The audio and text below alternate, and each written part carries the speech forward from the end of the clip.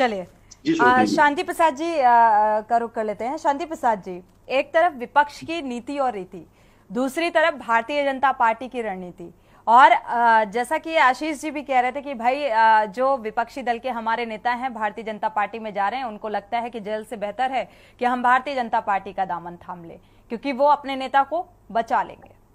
तो इस तरीके की सोच और इस तरीके की रणनीति के साथ चुनावी रणनीति को कैसे आप देखते हैं?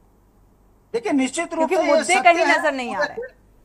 पूरे देश के अंदर ये संदेश जा रहा है कि भारतीय जनता पार्टी में शामिल होने के लिए ईडी का इस्तेमाल किया जा रहा है और डर के लोग जा रहे हैं जिन्होंने गलत काम किए हैं। सवाल इस बात का नहीं है कि पार्टी में जा रहे हैं, सवाल इस बात का है कि एक तरफ तुम पार्टी में नेताओं को कांग्रेस के ले रहे हो, दूसरी तरफ कह रहे हो ये कूड़ा कचरा नहीं चाहिए। आप देख रहे हो कितनी बेइज्जती हो रही है, और ये उन लोगों की हो रही है जिनका जीवन राजनीति में 40-40, 45-45 साल ऊपर का है। तो आप समझ सकते हो कि भारतीय जनता पार्टी जिन्हें जिल्लत अपमानित कर रही है, उसके बावजूद भी अगर कोई भाजपा में जा रहा है तो इतना बड़ा हृदय परिवर्तन बिना डर के नहीं होता। दूसरी बात, जिस पार्टी का प्रदेश अध्यक्ष एक स्क्रिप्ट लिख के दे कि आप ज्वाइनिंग से पहले मोदी जी का ये वाला नोट कर लीजिए कि मोदी जी के कारण उनसे प्रभावित होकर मैं जो है पार्टी में आ रहा हूं, जब स्क्रिप्ट लिख कर दी जा रही है तो इससे पता चलता है कि लोकतंत्र के अंदर ये दौर झूठ है, दौर जुमला है, दौरे आंखों में धूल झोंकना है, और जनता ये बात समझ भी रही है। रही बात कांग्रेस की, तो कांग्रेस के जो नेता हैं जिन्हें लोग यहाँ अपना नेता मानते हैं कांग्रेस का, वही कांग्रेस को पलीता लगा रहे हैं। मैंने कहा कि अगर राहुल गांधी की अगर जनसभा पौड़ी में होती या नैनीताल में होती तो निश्चित रूप से कांग्रेस को लाभ होता। रुड़की जैसे क्षेत्र में राहुल गांधी का आना उसे एक समुदाय विशेष में साबित कर देगी, और जो वोट भाजपा जो कांग्रेस को पड़नी भी थी चली जाएगी। तो ये जो रणनीति के डरे हुए हैं बड़े बड़े नेता, वो जेल जाने से बचने के लिए भारतीय जनता पार्टी को चोर दरवाजे से मदद कर रहे हैं। वरना जब पूरे देश में परिवारवाद की बात चल रही है तो इनके बड़े नेता को अपने बेटे को चुनाव नहीं लड़ना चाहिए। ठीक है शांति जी, आपकी आवाज क्लियर नहीं मिल पा रही है। साथ लेके जा रहे हैं, उनके साथ जनता नहीं जुड़ रही है। ये भारतीय जनता पार्टी का असली चेहरा है कि भाजपा जिस तरीके से लोकतंत्र की हत्या कर रही है, इसके गंभीर परिणाम लोकतंत्र में जनता को ही भुगतने पड़ेंगे, क्योंकि ना तो रोजगार है ना संसाधन है। उत्तराखंड ये खत्म हो रही है, देखते रहिए आगे होता है क्या।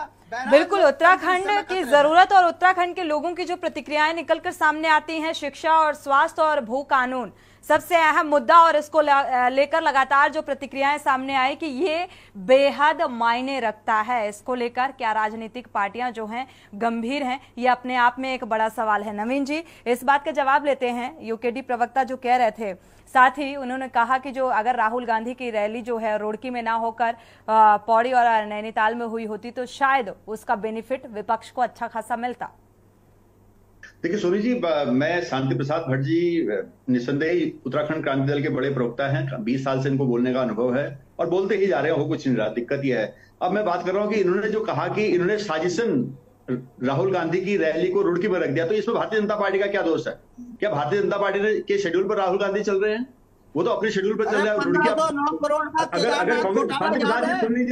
अगर कांग्रेस का लगाव किसी एक विशेष समुदाय के लिए है तो उसमें भारतीय जनता पार्टी क्या कर सकती है? उसका दोष भारतीय जनता पार्टी को आप क्यों दे रहे हैं? दूसरी बात, आप क्षेत्रीय दल होने के नाते जो बात करते हैं, मैं उस बात पर यह कहना चाहता हूं कि अगर उत्तराखंड बनाने में भारतीय जनता पार्टी का अगर हाथ है, भारतीय जनता पार्टी की सरकार ने ही उत्तराखंड बनाया है, तो इस उत्तराखंड को संवारने का काम भी भारतीय जनता पार्टी करी है। माननीय मुख्यमंत्री जी ने कहा है, कई बार कहा है कि हमारे लिए राज्य सर्वोपरि है। शांति प्रसाद भट्ट जी, माननीय मुख्यमंत्री जी ने कहा है कि राज्य हमारे लिए सर्वोपरि है, उन शहीदों के सपनों को साकार करना हमारा काम है। उसी दायित्व को लेकर माननीय मुख्यमंत्री जी लगातार जनहित का काम कर रहे हैं, इस प्रदेश के विकास में काम कर रहे हैं। आप गाल बजा रहे हैं, कान थोड़ा जना बाजे रहना, जिसके पास कुछ नहीं है कुछ बोलने की कोशिश करता है। आप ना प्रत्याशी उतार पाते हैं, ना चुनाव लड़ पाते हैं, ना जनता को अपनी बात समझा पाते हैं, कहीं के नहीं रहते हैं। ये तो अच्छा है टीवी वालों को कि कम से कम चलिए अच्छी बात है ना नवीन जी, मुद्दे तो उठा सकते हैं ना। जो उत्तराखंड की जरूरत है भाई, उनके पास ऐसे प्रतिनिधि नहीं है, उनके पास इतना आर्थिक स्थिति मजबूत नहीं है कि वो अपना कैंडिडेट चुनावी मैदान में उतार सके, लेकिन वो मुद्दे जो जरूरी हैं उत्तराखंड के लिए उसको उठाना और उसको बताना, तो ये व्यक्तिगत अधिकार है मुझे लगता है हर एक व्यक्ति का। राजनीतिक विश्लेषक भी जुड़े हुए हैं, रतनमणि डोभाल जी का रुख कर लेते हैं। रतनमणि जी, लगातार जिस तरीके के आरोप और प्रत्यारोप लगते हुए नजर आ रहे हैं, और इन सब के बीच उन अहम मुद्दों को आप कहां देख पा रहे हैं? क्या राजनीतिक दल उन मुद्दों को लेकर गंभीर हैं? और दूसरी तरफ, एक तरफ जब कांग्रेस के जो विपक्षी दल के नेता हैं उनके साथ एक द्वेष और एक देखा जाए इतने सारे आरोप भारतीय जनता पार्टी की तरफ से लगाते रहे हैं भारतीय जनता पार्टी के नेता, और अब वही विपक्ष के नेता भारतीय जनता पार्टी में जा रहे हैं तो उनका स्वागत किया जा रहा है। देखिए सोनी जी, सबसे जो गंभीर बात वो यही है कि इस अदला बदली में जो हमारे जो राज्य के लोगों के जो बुनियादी जमीनी जो सवाल हैं, जिनसे वो 5 साल तक आवाज उठाते रहे, पिटते रहे सड़कों पर, उन सवालों को ये एक योजित भी कार्यक्रम है कि इसी में मीडिया को भी, और इसको मेन स्ट्रीम मीडिया तो कहीं आए नहीं, जो आप हम लोग जो थोड़ा बहुत चर्चा कर लेते हैं, तो हम लोग भी इसी चीज पर चर्चा कर रहे हैं जो वो परोस रहे हैं हमें। जो जनता के सवाल हैं वो नेम पत्ते में चले गए हैं, वो उन पर चर्चा नहीं हो रही है। मैं ये इसमें कह रहा था, सबसे बड़ा आप देखिए कि मुख्यमंत्री कह रहे हैं कि अब बस करो, 15,000 आपने ले लिए, स्क्रीनिंग कमेटी इसकी बनाओ, उसमें जांच करो, और उनके प्रदेश अध्यक्ष कह रहे हैं कि वहाँ बहुत सारी लिस्ट उनके पास अभी भी हैं। तो ये बीजेपी के अंदर भी तो कोई झगड़ा चल रहा है, गुटबाजी। मुख्यमंत्री अलग बात कह रहे हैं, प्रदेश अध्यक्ष अलग बात कह रहे हैं, और आज भी आपने जो दिखाया है, जो इनके एक और प्रवक्ता है बीजेपी के, हमारे मित्र भी हैं वो, ये जो रविंद्र जुगराट, वो क्या कह रहे हैं, भाई बस करो, कुछ विपक्ष में भी रहने दो।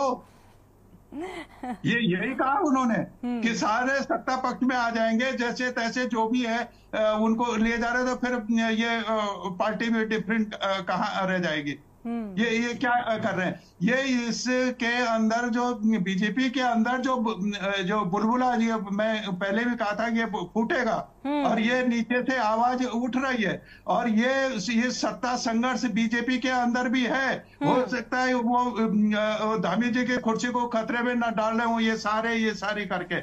अब होता क्या है इसमें, हमें मालूम है कि एसपी सिंह इंजीनियर का उत्तराखंड में बीजेपी को कोई लाभ नहीं है, दिनेश अग्रवाल का उत्तराखंड में कोई लाभ नहीं है इनका, लेकिन बीजेपी को लाभ है इसका उत्तर प्रदेश में। वो कहेंगे कि बहुत बड़ा दलित नेता वहां जो राज्य मंत्री था वो भारतीय जनता पार्टी में आ गया, एक बहुत बड़ा अग्रवाल जो व्यापारी नेता था वो बीजेपी में आ गया। ये बंगाल में कहेंगे, दिल्ली में कहेंगे, कर्नाटक में कहेंगे, वहां लोग कहेंगे हाँ भाई वो तो मंत्री भी था दिनेश अग्रवाल, बढ़ियों का नेता था, वो दलितों का नेता था, यहाँ आ गए। और हालांकि यहाँ ये 2 ही वोट देते हैं, अपने परिवार का भी वोट बीजेपी को नहीं दिलवा सकते, दिनेश अग्रवाल और एसपी इंजीनियर, ये इस, लेकिन यहाँ नहीं फर्क पड़ा, लेकिन दूसरी जगह उसका लाभ होता है, इसमें कोई दोहराने, वहाँ प्रचार होता है। ये प्रचार में ही तो बेचारे माहिर लोग हैं। बिल्कुल,